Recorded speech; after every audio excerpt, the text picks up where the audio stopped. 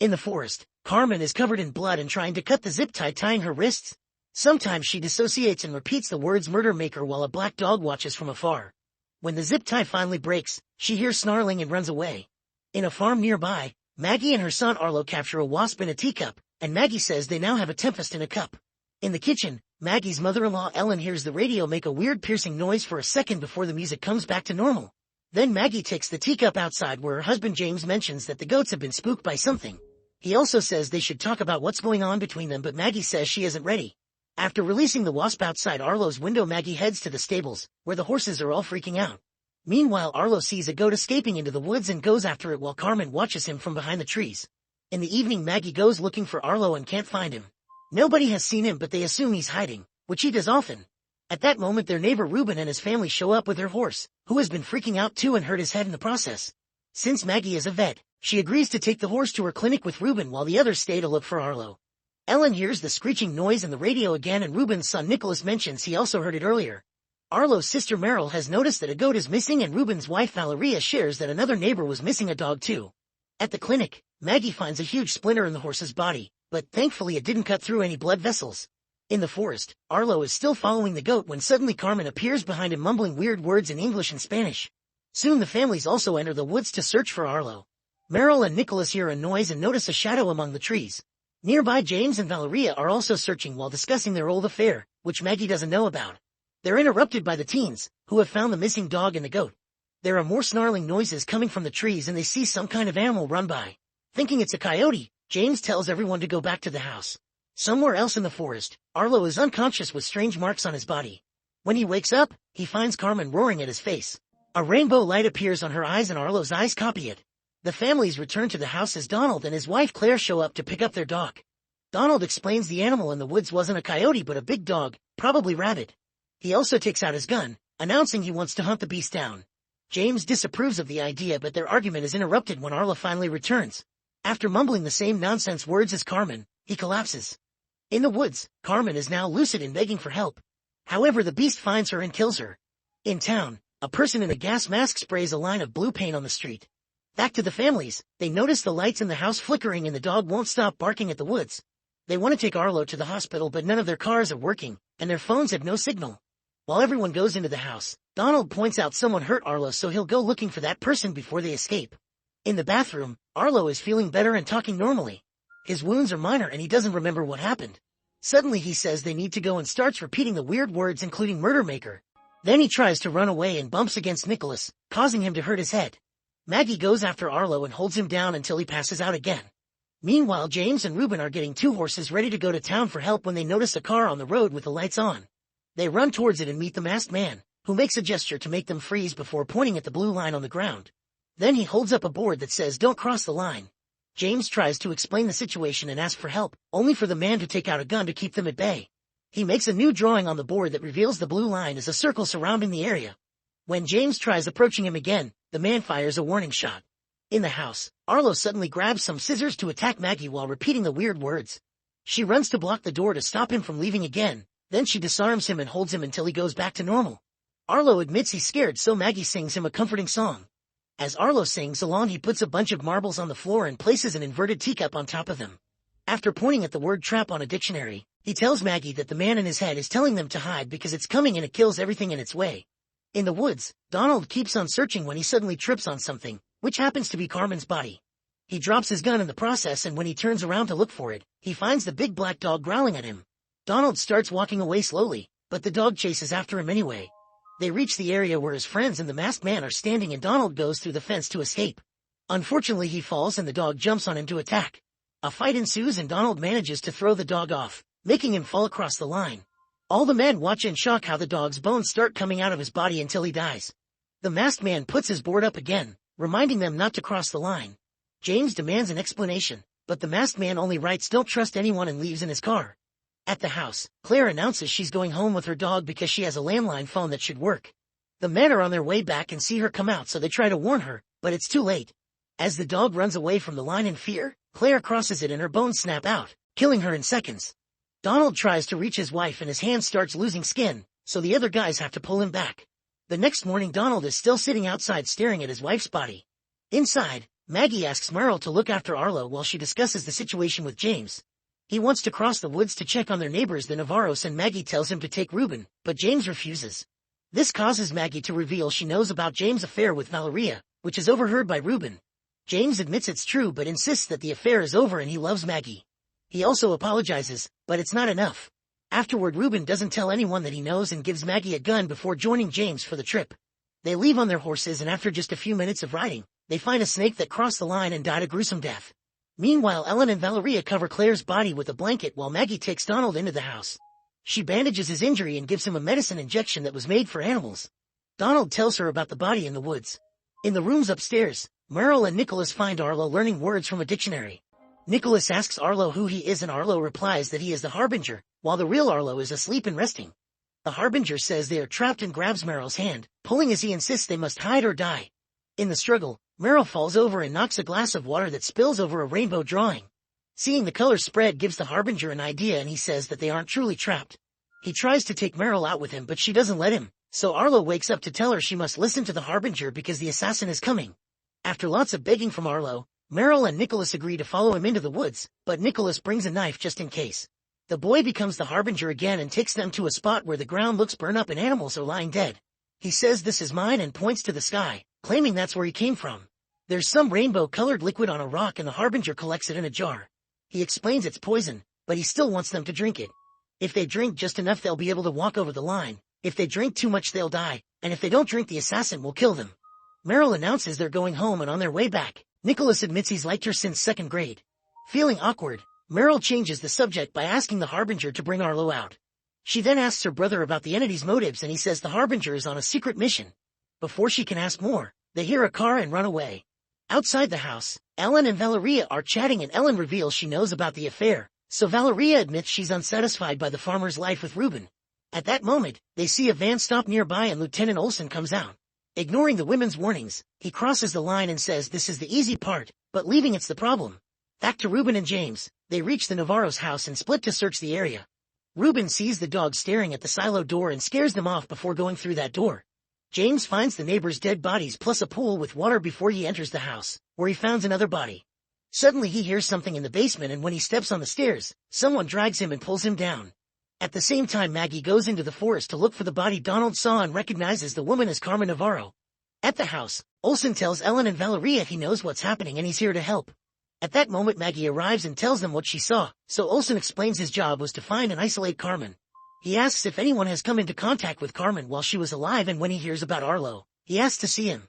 While Maggie takes him upstairs, Olsen explains he's a policeman and part of a large task force made up of cops, army, and marines. All they know is that some kind of vibration is outside the line, which complex organisms like animals and humans can't survive. A suspicious Maggie wonders if Olsen's task force killed Carmen, but he swears he just got here. She doesn't believe him because she saw that Carmen had restraint marks on her wrists, so Olsen admits he lied and says the only way to survive is taking him to her son. Since she refuses, Olsen tries to attack, but Maggie quickly knocks him out with her gun. Afterward, the women tie Olsen up in the barn. Maggie checks his things and finds zip tie, so she's sure he's lying about his identity. While they discuss liars, Valeria realizes Maggie knows about the affair and swears it's over. At that moment, Olsen wakes up and asks for Arlo, saying they're running out of time. After a furious Maggie leaves, Olsen tries to manipulate Valeria into believing he's here to help. They're interrupted by Ellen, who can't find the kids. Valeria wants to go looking for them, so she leaves Ellen guarding Olsen with a gun. In the meantime, Maggie rushes to her clinic and has a panic attack, so Donald shares comforting words and helps her calm down. In the woods, the kids come across a different masked man holding a sign that tells them not to cross the line. When he sees the jar, he tells them to hand it over, but the kids refuse. The man then fights Nicholas, and after some struggle, Nicholas stabs him while the jar falls and breaks. Merle rushes to cover the guy's wound and removes his mask, causing him to recognize the Harbinger as the being that had been in Carmen. The man says his name is McNabb and swears he's here to help the Harbinger. In the barn, Olsen convinces Ellen to wipe the blood from his eye. When she comes closer, he opens his mouth wide and transfers the entity to Ellen. Now possessed, Ellen shoots Olsen dead. Then he frees him and gets a wound on her forehead to make it look like Olsen attacked her. At the Navarros, the dogs are barking at the silo door again. Inside, Ruben has found a tree covered in rainbow lights. At first he tries to ignore it, but eventually he gives in and reaches out to touch it. Before he can do so, a spider lands on his hand and the light immediately kills it. Outside, the dogs have calmed down. In the basement, James wakes up to find his hands tied. Nearby, Travis takes off his mask to smoke. He can barely walk because he's wounded, but he still grabs his gun and asks James to give him a good reason not to shoot him. James tells him about Arlo and the line, but Travis explains it's impossible to tell who is a real human and who is an alien, so he shares his story. Travis had been a bartender working in a bar where McNabb was drinking. In his inebriated state, McNabb kept talking about some visitors from space and an invisible death trap. When the other clients laughed, he showed a scar on his arm to prove his story. Since McNabb was getting aggressive, the boss made Travis drive him home. During the trip, McNabb told Travis that the death trap had an incandescent power source that drew you in. Eventually, Travis dropped McNabb home and stayed outside to have a cigarette, noticing some signs nearby with ominous messages. At that moment, an orange car stopped for a second before speeding off again. Then he heard some weird noises in the house, so Travis went inside to check. He found a bunch of masks on the table and McNabb sleeping. Travis opened a drawer and stole a knife before McNabb woke up to point his gun at him.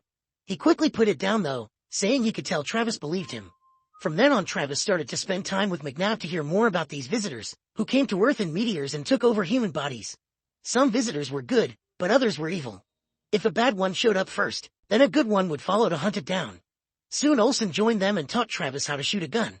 He used their pictures as targets so Travis could learn to kill a friend if they became possessed. Olsen confirmed he used to be a cop, but he dropped out. The men explained that shooting will kill the host, but not the alien. They suspected that a woman named Mary had been possessed by a bad visitor. Two friends of theirs had been following her for 2 years and they noticed there were no deviations from her routine until 2 weeks ago when she became really active. She bought a gun, zip ties, and other gear, which probably means she's getting ready for the arrival of a good visitor. That night, Travis is still a bit unsure about the whole visitor deal, so McNabb told him the story of how his daughter was possessed by a good visitor. A bad visitor took her from him and made her drink the rainbow liquid to force her to cross the line. When McNabb tried following them, he hurt his arm at the line. Eventually the trap disappeared and so did the visitors, leaving his daughter's dead body in a dumpster. Then McNabb gave Travis a sample of the rainbow liquid, which Travis kept on a necklace around his neck.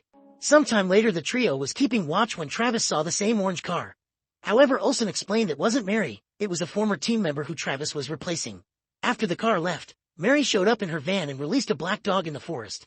The guys followed the van to the Navarro's house, where they immediately identified Carmen as a good visitor. Mary entered the house with the family, so the men put on the masks to follow them. McNabb put up a sign at the window and told Travis to get the pool ready. Olsen and McNabb burst into the house and Travis could hear a fight going on while he took a kiddie pool from the car and filled it with water. He also left a note with instructions on how to resuscitate a drowning victim. At that moment a man came out of the house with the dogs and Mary shot him. After killing the other Navarro family members inside the house, Mary went to the empty silo and poured rainbow liquid on the ground. McNabb came out of the house with Carmen, whose wrists had been tied up. Unfortunately, he lost his grip and Carmen ran into the woods. The liquid in the silo started to grow into a tree and McNabb realized Mary was setting up the trap, so he rushed to his car and left without his friends. Travis tried calling McNabb's phone, but he could only hear a screeching sound that hurt his ear. Mary heard him and came over to transfer the visitor to him. A possessed Travis grabbed a piece of wood to hit her head and Mary responded by shooting him twice. After a few seconds she was dead, and Travis was throwing up blood. At that moment Olsen came out too and tried to help Travis, only for the visitor to jump into his body. A terrified Travis ran into the house and stayed in the basement since then. In the present, Travis finishes his story and explains the only person who can stop the trap is the visitor that made it. He also says that he doesn't want to die alone, but James convinces him to release him. After throwing his knife at James, Travis decides to self-delete. In the silo, the tree blocks the door to stop Ruben from leaving. James comes looking for him and shoots his gun in the air to scare the dogs away. Ruben yells back to reveal his location and James opens the silo door, only for the tree to close it again. A desperate James grabs an axe and makes a hole in the wall to pull his friend out, only for Ruben to tackle him and punch him a few times for the affair. James apologizes but also reminds him they must leave this for later. The duo gets on their horses and enter the forest, where they find the kids with McNabb. Back in the house, Maggie takes care of Ellen's injury, who tries to transfer the visitor to her. However, they're interrupted by Valeria announcing the return of their families. Meryl helps Maggie treat McNabb and Arlo says he's one of the good ones. Donald tells James everything about Olsen while looking at the position of the body, and since they know Travis' story, they realize the bad visitor is now in Ellen. Meanwhile, Nicholas tells his parents everything and Ruben asks to be taken to McNabb's car. While the family walks through the woods, Ruben confesses he knows about the affair. Valeria cries as she apologizes, swearing that it's over. Their fight is interrupted by Nicholas, who has found the broken jar with rainbow liquid in it. Ruben gets bewitched by it and doesn't snap out of it until a wolf appears to growl at them. The family steps back and the wolf goes to the jar to drink all the liquid, so Nicholas fires a warning shot to scare it away. The wolf runs off and crosses the line without getting hurt. Nearby, Nicholas finds McNabb's diary. In the house, Arlo tells Maggie and Meryl that the Harbinger's mission is to find a machine without waking up more assassins, who are the bad visitors hiding inside many people. Once he finds it, he can turn it on to get ready. At that moment McNabb wakes up and says the visitors are getting ready for an invasion, so he pulls out his gun. This is seen by Donald, who runs to warn James. McNabb says he can't trust anyone and wants to take Arlo away to safety. James comes in and starts arguing with McNabb, who loses control and opens fire right as Donald enters the room too. Donald is shot down and James tackles McNabb, who easily throws him off and runs away. James tries to follow him but he's already gone. Maggie checks on Donald, who is fine because he's wearing a bulletproof jacket under his jacket. Afterward everyone looks for Ellen but they can't find her. By nighttime, James tells his family to stay in the house while he and Donald continue the search in the forest. At that moment Ruben's family comes back and James tells them everything. Nicholas is sent inside too while Ruben and Valeria join the search. In the house, Maggie hears some noises and goes downstairs to check but doesn't find anything. Meanwhile Ruben searches the garage while Valeria waits outside, unaware someone is walking behind her. James looks through Maggie's clinic and also hears some noises, but when he opens the door he's simply startled by Donald's dog. In the stables Donald hears the horses freaking out and searches every corner until he finds a confused Ellen. Then everyone gathers in the living room and Ellen says she thinks the visitor has left her, which means it's inside somebody else now. An argument ensues about how to proceed and Nicholas shares what he found on McNabb's diary. An assassin can be removed from the host if the human drowns. In the morning, McNabb is ready to cross the line but remembers James mentioned Travis. He runs to the Navarro's house and takes the necklace with the liquid from Travis' body. Back to Maggie, she reads Travis' instruction sheet, which James brought from the Navarro's house. She leaves her room and discovers Valeria leaving breakfast for the kids, who are being protected by Nicholas. Outside the tension is high among the men, who get a fire going, hoping the smoke will call for help. Ruben is tired of waiting and walks off, so Donald follows him. Then Maggie comes to see James with the instructions and says she can't bring herself to drown anybody. James points out it's their only solution and they have another argument. In the kitchen, Valeria tries to make a map and a list of people who were alone with Ellen and starts getting ideas. Upstairs Nicholas keeps reading McNabb's diary with Meryl and learns that there's an underground resistance fighting the visitors. While reading about the visitor jumping from mouth to mouth, Nicholas and Meryl kiss. Meanwhile Donald follows Ruben to the Navarro's house, where he's throwing fuel at the silo to light it on fire. The flames devour the building incredibly quickly, but after the fire is out and only some wall wood is left, the tree is still standing there. Suddenly McNabb arrives to tell them they can try something else and shows them Travis' necklace. In the house, Meryl checks on Arlo and finds him drawing a zigzag line over and over again. She concludes that Harbinger is trying to draw a map. After checking dozens of maps in a book, Meryl finally discovers that Arlo's drawing matches the Belknap Mountain. Meanwhile Valeria pulls Nicholas out of the house while claiming that she knows who the assassin is. She takes him to the edge of the blue line and gives him the sedative and the knife she found in Ellen's room. Then Valeria opens her mouth and transfers the visitor into Nicholas, who pushes her mother across the line and watches her die. At the Navarro's home, Ruben drinks the rainbow liquid from Travis' necklace.